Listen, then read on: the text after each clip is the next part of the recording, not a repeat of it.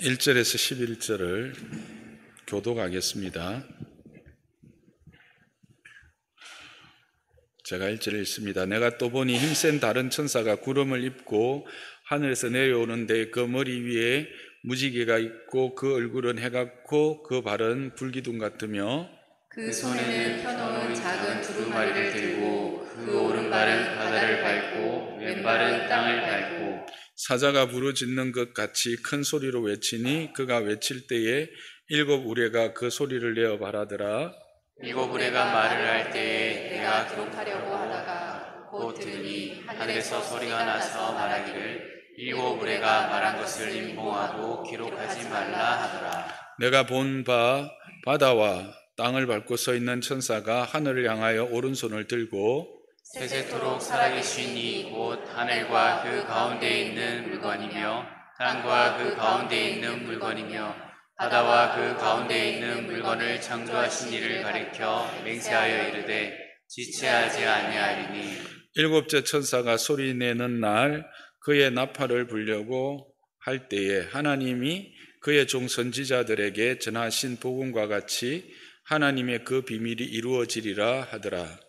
하늘에서 나서 내게 들리던 음성이 또 내게 말하여 이르되 내가 가서 바다와 땅을 밟고 서 있는 천사의 손을 펴 놓인 두루마리를 가지라 하기로. 내가 천사에게 나아가 작은 두루마리를 달라 한즉 천사가 이르되 갖다 먹어버리라. 내 배에는 써나 내 입에는 꿀같이 달리라 하거늘.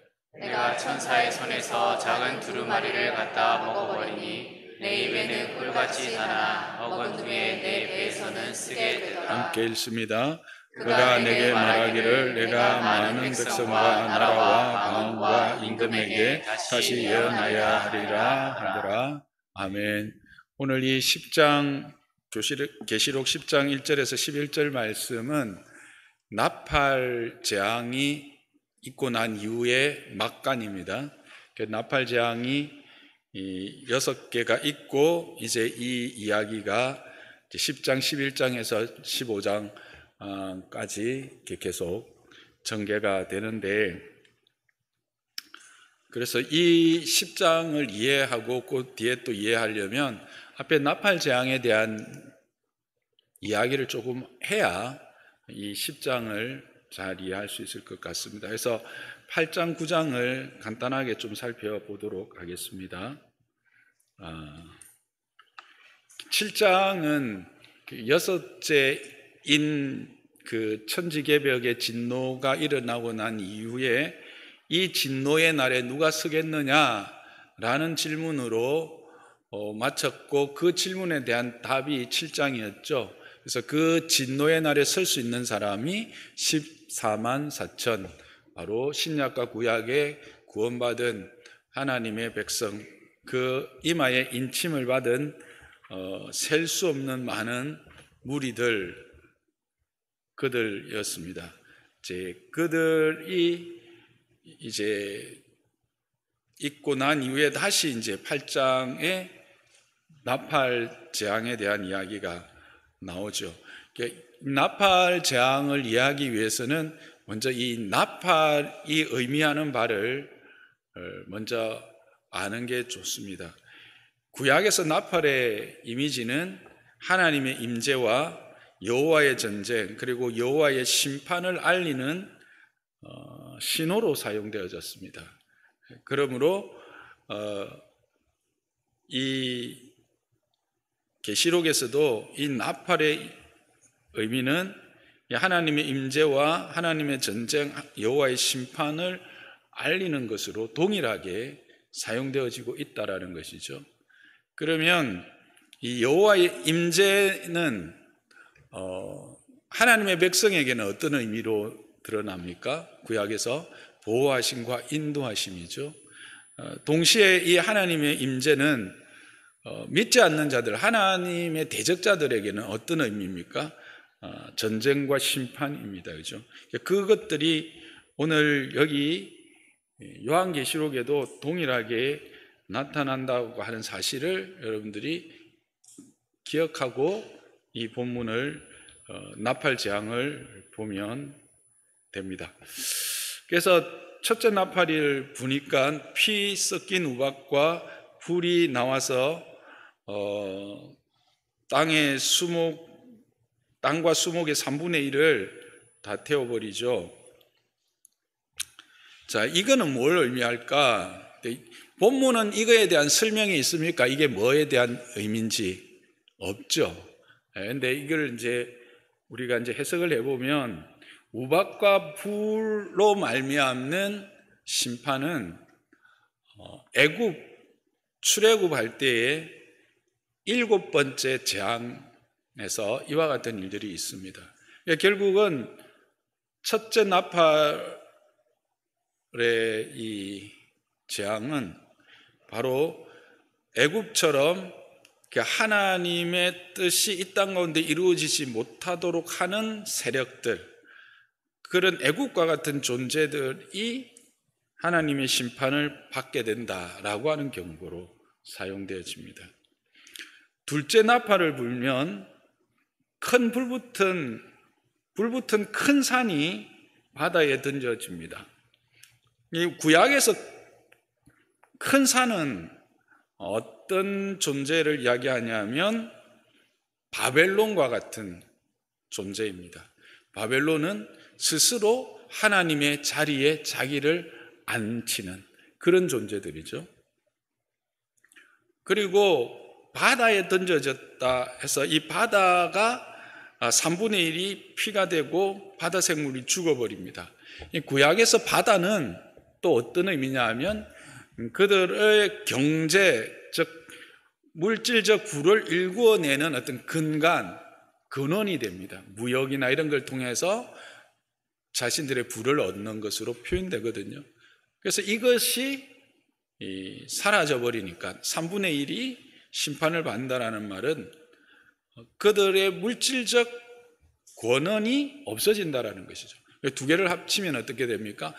바벨론과 같은 존재들이 심판을 받고 바벨론과 같이 스스로가 하나님의 자리에 서서 자신을 하나님으로 생각하고 그렇게 행하는 자들의 모든 물질적 권한이 하나님 앞에서 심판을 받는다, 사라지게 된다라고 하는 의미입니다. 세 번째 나팔을 부니까 선숙이라는 큰 별이 강 3분의 1과 샘물에 떨어지죠. 여기서 선숙은 먹을 수 있습니까? 없습니까? 여기 원래 우리나라에는 이제 쑥을 이게 약으로도 먹는데 유럽 쪽에는 쑥은 이거는 독으로 분류가 됩니다. 독초로 분류가 됩니다. 그래서 안 먹습니다. 쓴 쑥은 먹을 수 없는 걸 이야기를 합니다. 쓴 쑥에 의해서 물 권원이 파괴되어 버리죠. 이게 뭐냐 하면 요즘 우리가 말하는 환경적 재난을 이야기합니다. 환경적으로 오염되어지는 거죠. 그런 걸로 말미암아 이제 3분의 1이 이제 심판을 받는 그런 이야기죠. 넷째 천사가 나팔을 불면 어떤 일이 일어납니까? 해와 달과 별들의 3분의 1이 타격을 받아서 어두워집니다. 그래서 밤과 낮이 빛을 잃어버리고 우주적 재앙이 오는 것이죠. 이건 역시 해와 달이 별이 심판을 받는 것은 출애굽기 9번째 재앙에 나타나고요. 흑암과 어두움은 하나님의 심판과 종말적 심판을 암시하는 단어로 요엘서와 아모스에 나옵니다. 그래서 이 넷째 나팔은 애굽처럼 하나님의 백성을 핍박하는 자와 또 배역한 이스라엘, 요엘에서 보여주는 배역한 이스라엘에 대한 심판이 완성된다라고 하는 겁니다. 그래서 이 네 심판을 통해서 공통적으로 확인되어지는 나팔 심판의 대상은 누구입니까? 바벨론 같고 애굽 같고 그리고 하나님을 배역하는 그런 자들이 심판을 받게 된다라고 하는 것을 지금 이야기하고 있는 겁니다.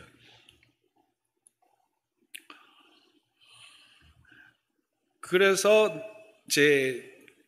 그런 자들이 심판을 받는데 그거를 다섯째 나팔과 여섯째 나팔에서는 보다 더 그러면 그런 심판들이 이제 나타날 때 구체적으로 어떤 형태로 가는지 이제 무정행에서 나온 황충들에 의해서 그리고 유브라데에서 풀려난 네 천사에 의해서 이루어진다라고 하는 것이 9장의 내용이죠.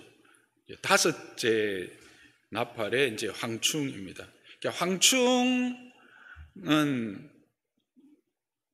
여기 이제 묘사를 보면 9장 7절 이하에 보면 아주 전쟁을 잘 하도록 준비된 자입니다. 잘 무장된 병사들입니다.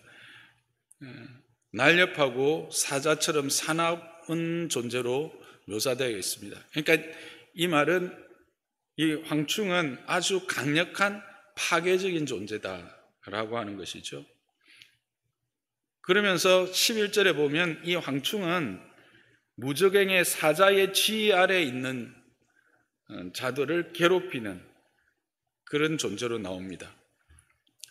무적행의 사자가 뭐예요? 사탄이죠, 사탄. 사탄 아래에서 인을 받지 않는 자들을 괴롭히는 존재입니다. 여기서 인을 받지 않았다는 것은 어떤 인을 받지 않은 거예요? 하나님의 인을 받지 않은 겁니다.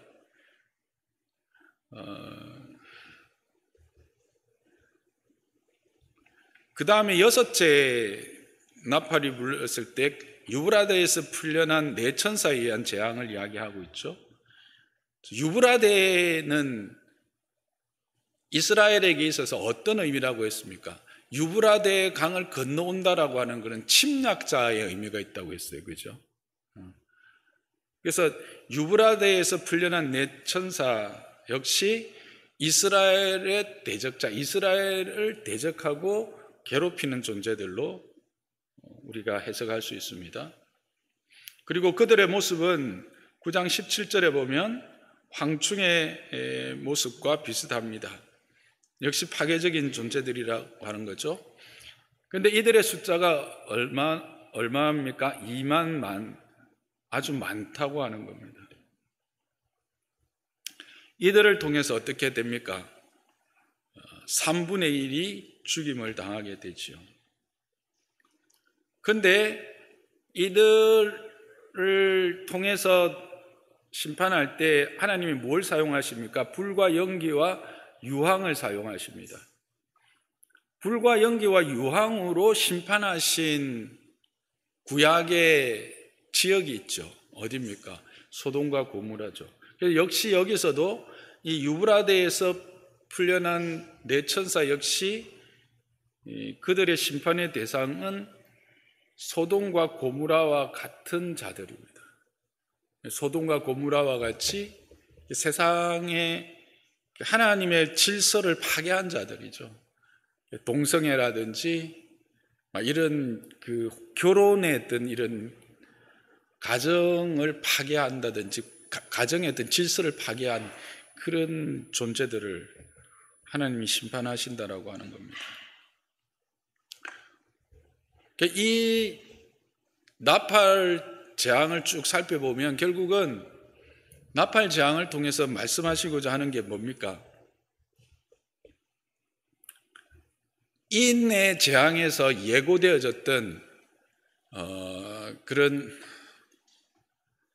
처음에 뭐가 나타나죠? 흰 말을 탄 나타난 거짓 선지자들, 붉은 말을 탄 전쟁, 그리고 검은 말을 탄 뭐예요? 검은 말을 타고 와서 어떻게 됩니까? 기근이 일어나죠. 그 다음에는 그 색깔이 잘 떠오르질 않은데 하여튼 죽음의 색깔을 탑니다. 청록색인가요? 청황색. 그 죽음, 그거는 뭐예요? 이 재난인데 특히 바이러스나 이런 그 질병으로 의한 죽음, 이런 재난들이 일어나고 결국은 그것들 이후에 완전히 천지개벽이 일어나는 그런 것이 이제 인이었잖아요. 근데 그 인에서 예고되어졌던 자들에 대한 구체적인 방법이라고 해야 될까요? 소개가 되는 겁니다. 그것들이 어떻게 되는지. 그러니까 그들에 의해서 뭐가 3분의 1이 누가요? 애국과 같고 바벨론과 같은 존재들, 그리고 소돔과 고무라와 같은 존재들, 이마에 하나님의 인을 받지 않는 존재들이 심판을 받게 된다라고 하는 것을 구체적으로 소개하고 있습니다. 그리고 나서 이제 10장이 시작되는 겁니다. 10장은 우리가 이제 7장은 막간이 뭐였어요? 이 여섯 인에 이제 예고되어졌던 이 재앙, 그러나 그 천지개벽의 재앙 앞에서 누가 설 것인가에 대해서 14만 4천 그 이마에 하나님의 인을 받은 자들이 설 것이다라는 걸 이야기를 했었고, 이제 이 나팔 재앙을 통해서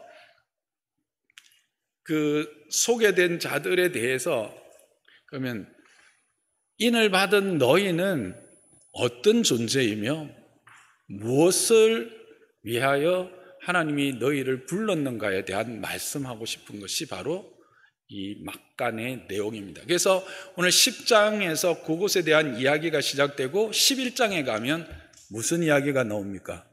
두 증인에 대한 이야기가 나오죠.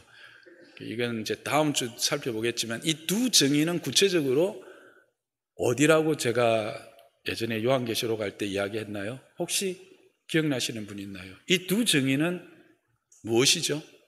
누구죠? 감사합니다. 다음 주에 설교할 수 있어서. 교회였죠. 그렇죠? 어쨌든 그렇게 해서 그런 이제 이것들이 진행됩니다. 여기 좀 오면 이제 뭔가 구조가 조금 생각되어지죠. 그래서 이 시간은 다시 한번 여러분에게 이 큰 그림의 계시록의 구조를 한번 좀 보고 가려고 합니다. 그래야 여러분들이 앞으로도 이 계시록을 읽을 때 그 구조에 따라서 읽으면 해석들이 잘 되거든요. 잘못하면 어떤 한 부분에 딱 매여가지고 그것 때문에 막 갈피를 잃어버리는데 이 큰 그림을 여러분들이 가지고 있으면 요한계시록을 이해하는데 너무 도움이 됩니다. 자, 먼저 이 세 종류의 재앙이 나와요. 인, 다음에 뭐예요? 나팔, 다음에 대접 나오는데 인, 나팔, 대접이 대부분 어떻게 해석을 해요? 시간으로 해석을 하죠. 시간 순서로 인이 먼저 일어나고 그 다음에 나팔이 일어나고 그 다음에 뭐예요? 대접이 일어난다. 왜냐하면 기록이 그렇게 돼 있으니까. 그리고 그렇게 해석을 해요. 세대주의자들이 특히 그렇게 해석을 하죠. 근데 이거는 맞다? 틀리다? 틀리다. 시간 순서가 아니다. 그러면 뭐냐? 반복이다. 보면 4-3의 반복이 됩니다. 그죠?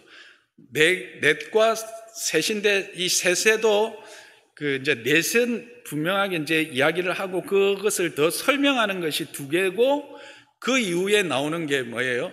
막간이라고 하는 것이 인과 나팔에는 나와요. 그죠? 근데 대접에는 그것이 일곱째 대접이 바로 쏟아지고 그게 최후의 심판이 되고 하나님의 나라가 임하는 형태로 가거든요. 어쨌든 4-3인데 3 안에 뭐가 있다? 막간이라고 하는 구조를 가지고 있다.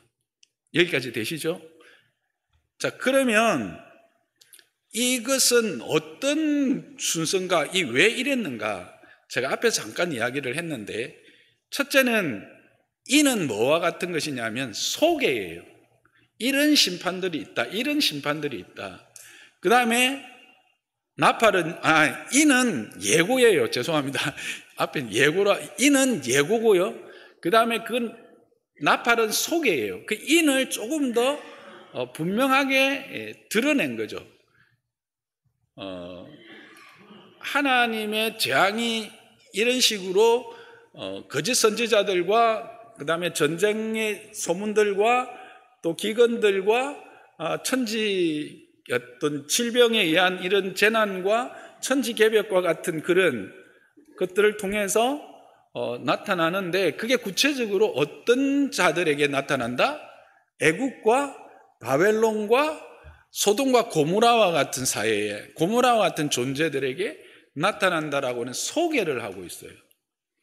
그런데 여기에서 본문은 이 소개된 것이 무엇을 의미하는지 설명하고 있어요, 없어요? 그냥 말만 하고 있어요. 그것도 이제 이해를 하려면 구약적 배경이 있어야 돼요.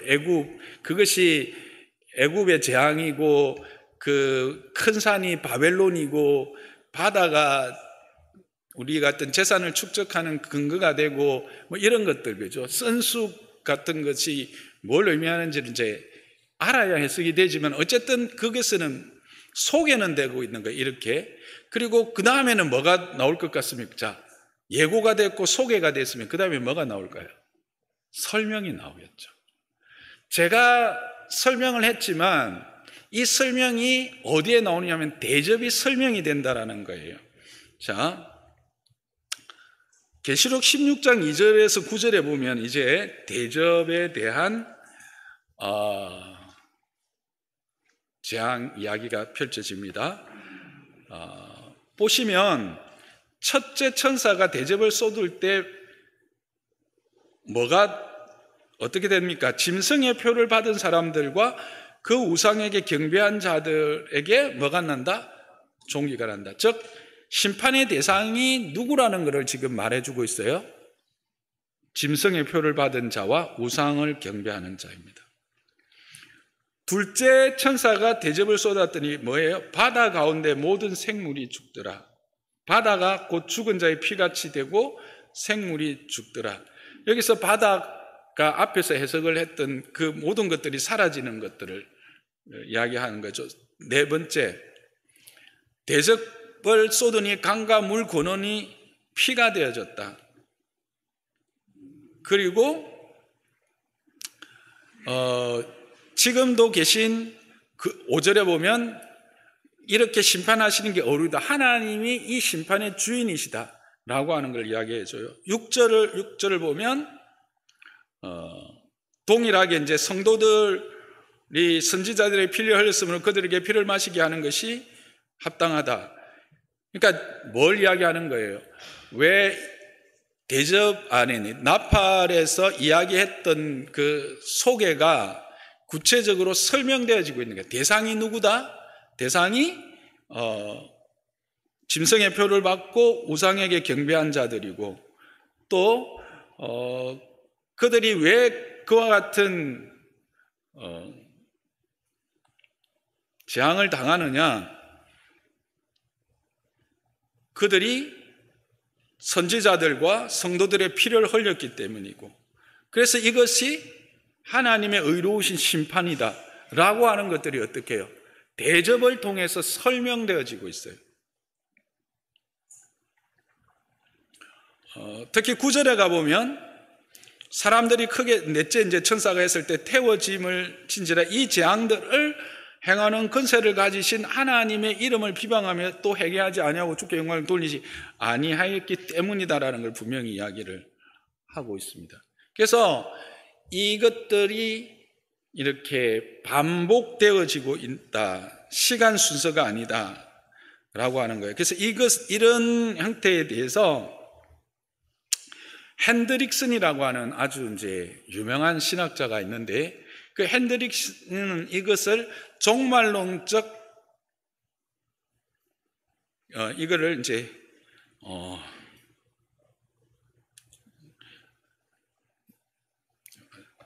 이게 점진적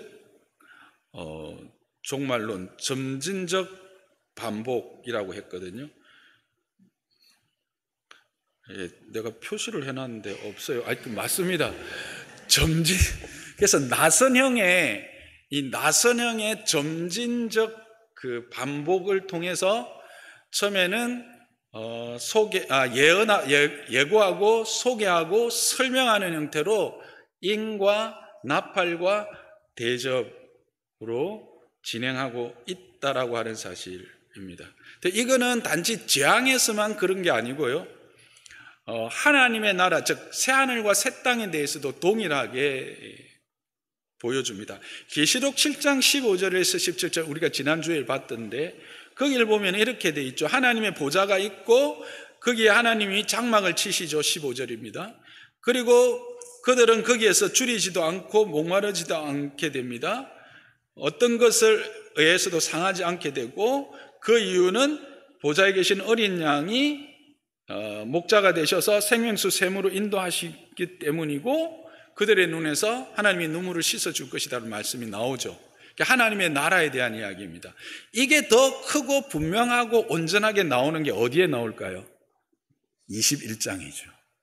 그래서 21장에 보면 이제 그 하나님의 나라가 신랑을 위하여서 예비한 신부와 같다라고 하는 것으로 나와서 하나님의 장막이 그들 가운데 쳐지고 그래서 하나님이 그들의 눈물을 닦아주시고 그들은 그 보석으로 지어진 성 안에서 생명수, 보좌로부터 흘러나오는 생명수 강을 통해서 목마르지 않고 그 강가에 심겨진 생명나무들을 통해서 참으로 먹고 마시며 하나님을 예배하는 모습으로 21장에 나오죠. 이것도 어떻게 점진적으로 반복인데 점진적 반복을 통해서 이야기를 전개하고 있다라고 하는 사실입니다. 그래서 여러분들이 계시록을 볼 때 이런 큰 구조, 인과 나팔과 대접이 가지고 있는 이런 구조와 이 구조들이 어떤 의미인가? 첫 번째는 소개, 그 다음에 예고, 소개, 설명 이런 형태로 진행되어지고 있다. 그래서 뒤에 갈수록 이것들이 더 보충되어집니다. 그래서 그것을 머리에 가지고 보면 오늘 여기서도 지금 10장은 이 나팔 재앙의 핵심이 뭐예요? 바벨론과 애굽과 바벨론과 같고 소돔과 고모라와 같은 자들에게 임하신 하나님의 심판이다 라고 하는 사실입니다.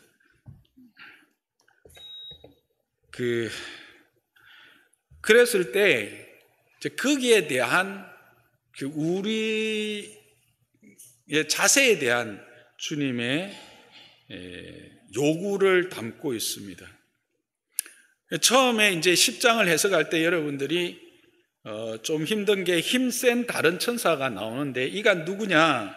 어떤 이들은 예수님으로 생각하는데 왜냐하면 거기 보면 무지개가 머리 위에 있고 얼굴이 해갖고 막 이렇게 돼서 예수님 같지만 성경에 특히 요한계시록에 예수님을 천사로 한 번도 그렇게 묘사한 적이 없다라고 하는 사실입니다.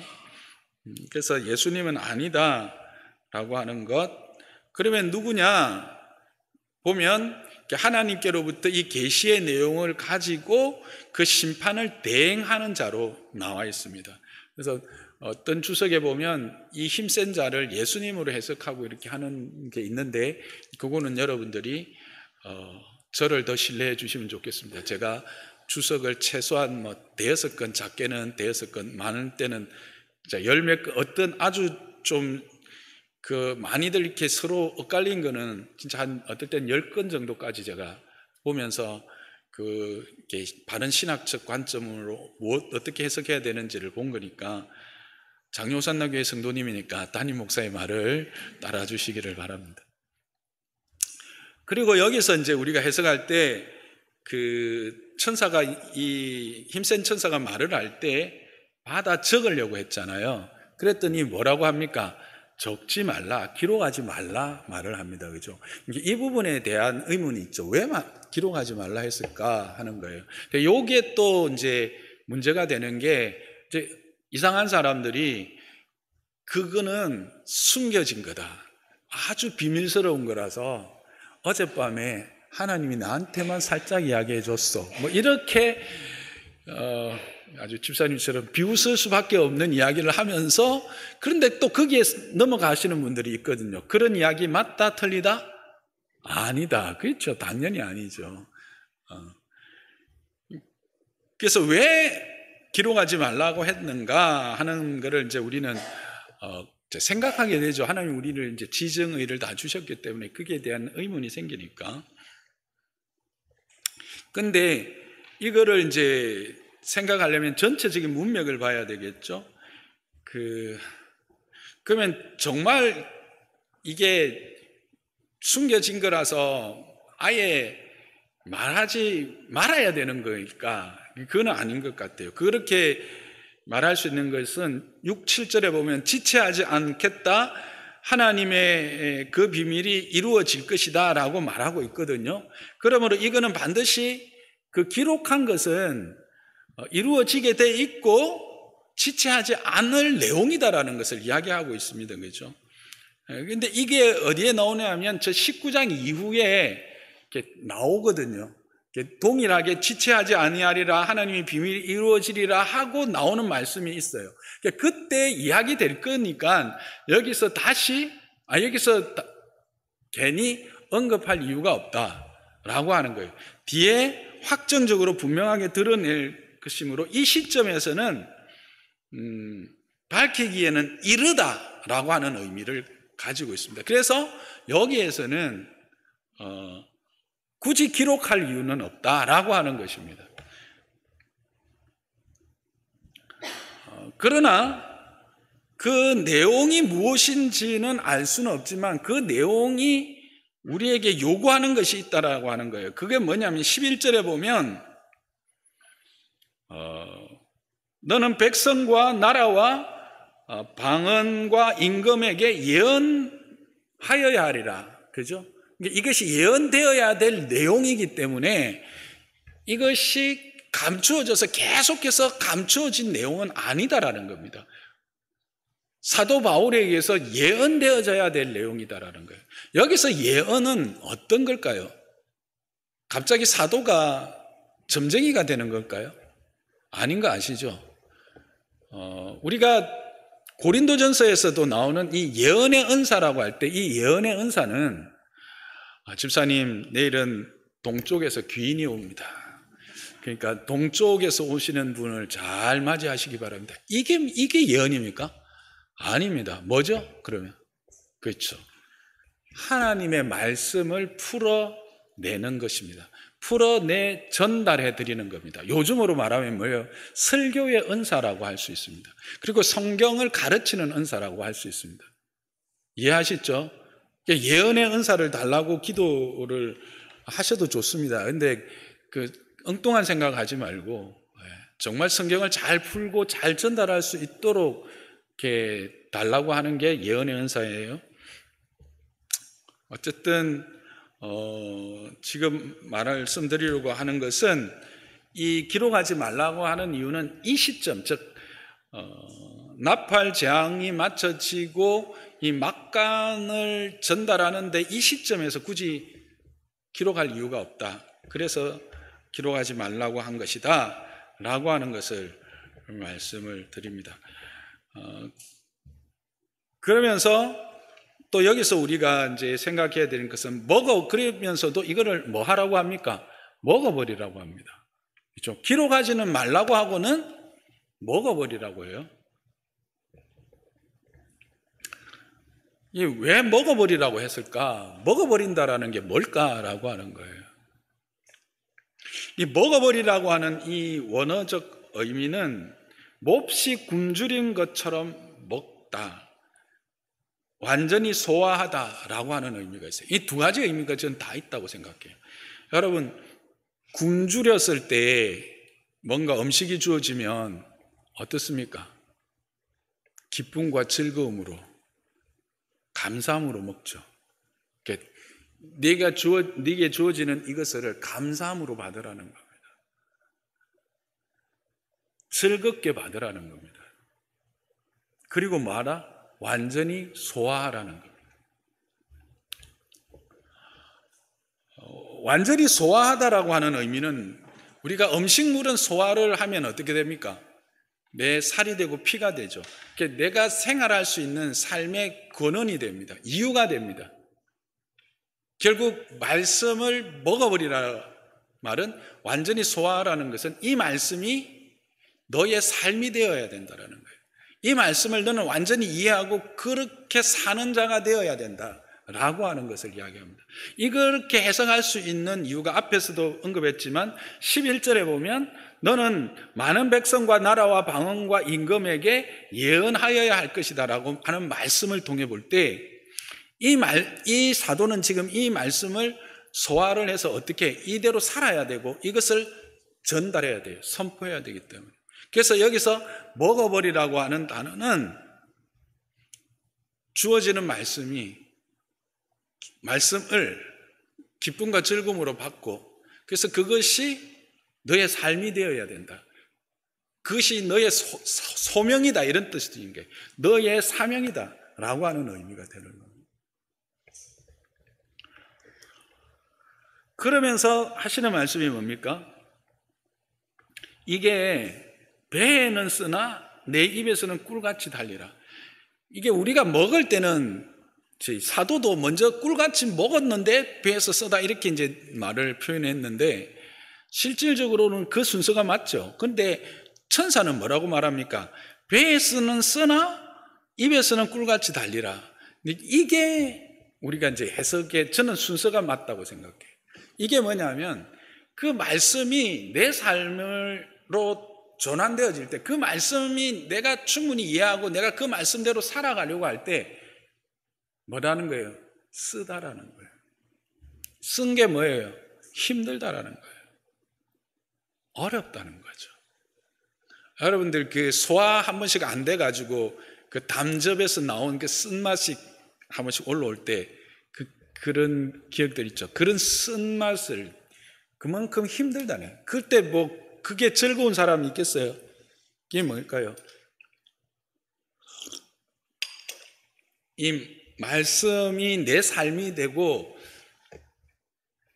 그것이 내 안에서 완전히 이해되어서 살아가려고 하는 그 과정은 그렇게 순종하는 과정은 쓰다라는 거예요. 힘들다는 어렵다는 거예요.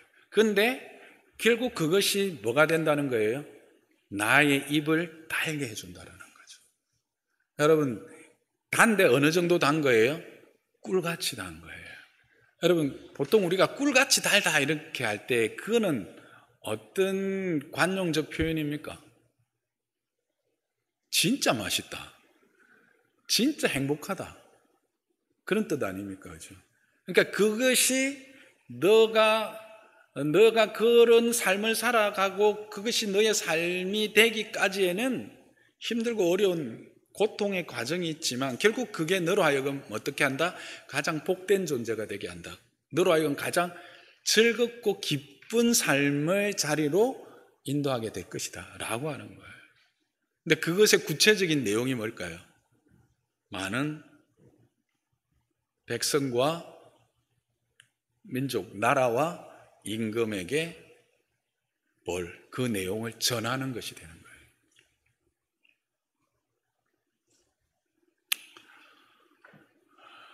결국 이것들을 모아보면 이 10장 전체의 내용은 뭘 말하고 싶은 거예요?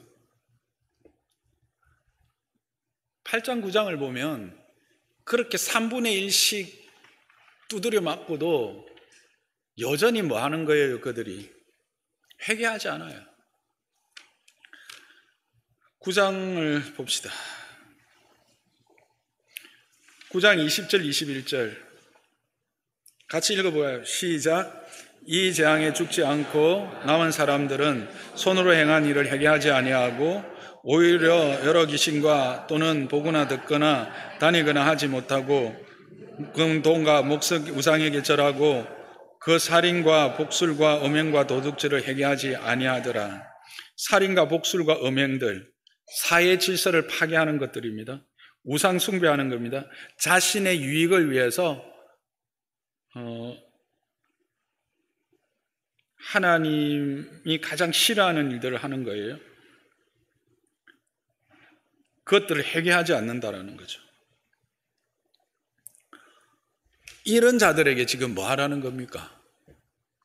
전하라는 거예요. 그게 뭐다? 너희들의 사명이다라는 거예요.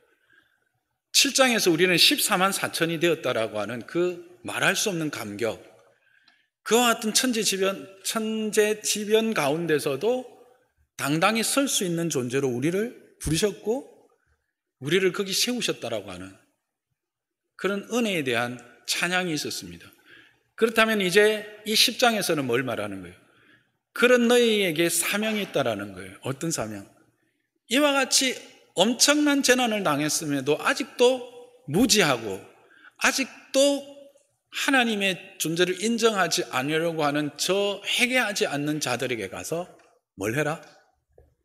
이 말씀을, 이 두루마기를 예언해야 된다. 예언하다라는 말은 앞에서도 말했듯이 그냥 전달하는 정도가 아니라 그것을 풀어서 분명하게 이야기해 줄 수 있는 그 자리에까지 가야 돼. 그거를 말씀하시는 거예요. 근데 그 과정이 어떻다? 힘들다는 거예요. 쓰다라는 거예요.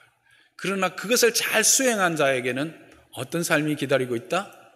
꿀같이 단 그런 시간들이 준비되어져 있다라고 하는 것을 지금 말씀하고 싶으신 것입니다. 말씀을 정리하겠습니다. 요한계시록을 통해서 우리에게 말씀하시는 바는 너희는 그리스도의 피로 구원받은 나의 백성이다 라고 하는 사실입니다. 그러나 세상은 이 하나님을 대적하고 여전히 하나님의 자리에 서서 자신들이 왕이 되려고 하고 오히려 사회의 모든 규범들과 질서들을 파괴해버리고 거기에서 자신들이 오히려 쾌락과 물질적인 이득을 얻으려고 하는 존재들입니다. 그래서 하나님은 그들을 3분의 1이나 징계하시고 재앙으로 심판하시지만 깨닫지 못하고 여전히 거기에서 헤매고 있다는 거예요. 그런 그들에게 누구를 보낸 거예요? 우리를 보낸 거예요. 몇이 남았어요? 3분의 1이 사라졌으면 3분의 2가 남은 거예요. 더 많은 자들이 복음을 들어야 될 자들이 있다라고 하는 사실. 그것이 오늘 이 계시록 10장의 말씀의 핵심입니다. 사랑하는 성도 여러분, 목사님 우리 교회는 의자도 이제 몇 개 안 남았는데요 이렇게 이야기를 하시지만 하나님의 계획은 우리는 모르는 겁니다. 하나님의 일하심을 우리가 함부로 재단할 수는 없습니다. 우리는 순종하는 것밖에 없습니다. 여러분들의 삶에 있어서 그리스도를 믿고 하나님의 자녀가 된 것에 대한 얼마나 기쁨과 감사의 찬양을 함께 올려드립니까? 뿐만 아니라 그 기쁨의 찬양이 세상 가운데 분명히 드러나고 있습니까? 예수님이 십자가를 지시고 성천하시면서 하신 말씀이 뭡니까? 동일한 말씀 아닙니까? 가서 모든 족속으로 제자를 삼고 아버지와 아들 성령의 이름으로 세례를 주고 내가 너희의 분부한 모든 것을 가르치고 지키게 하라. 다른 말이 아니에요. 요한계시록이 막 어렵게 쓰여진 것 같고 막 이상하게 묘사되어 있다 보니까 특별한 이야기인 것 같지만 이렇게 풀어놓고 보면 같은 말씀을 다른 형태로 우리에게 전해주고 있는 겁니다. 여러분 지금이 종말이라고 생각하십니까? 지금이 소돔과 고모라의 때라고 생각하십니까? 저는 특히 그렇게 생각합니다. 요즘 가정의 가치가 성의 어떤 경계가 완전히 파괴되지 않았습니까? 그리고 요즘처럼 스스로가 바벨론이라 생각하고 그 하나님의 자리에 자기를 앉히는 이런 시대가 언제 있었습니까? 이 시대에 우리는 어떻게 살아야 하느냐는 거예요. 여러분이 하고 있는 다양한 일의 그 자리에서 뭘 하는 거죠? 증인이 되는 겁니다. 예언자가 되는 거예요. 말씀을 풀어서 들려주고 말씀을 여러분들이 살아내는 것입니다. 그게 바로 이 요한계시록, 즉 종말을 사는 저와 여러분의 삶의 자세라고 생각합니다. 이번 한 주도 이 말씀을 생각하면서 그 은혜 가운데 우리를 부르신 그 부름에 대하여 감사하고 또 그 보내심의 소망, 사명, 소명 기억하면서 순종하는 저와 여러분 되시기를 주님의 이름으로 부탁하고 축복합니다.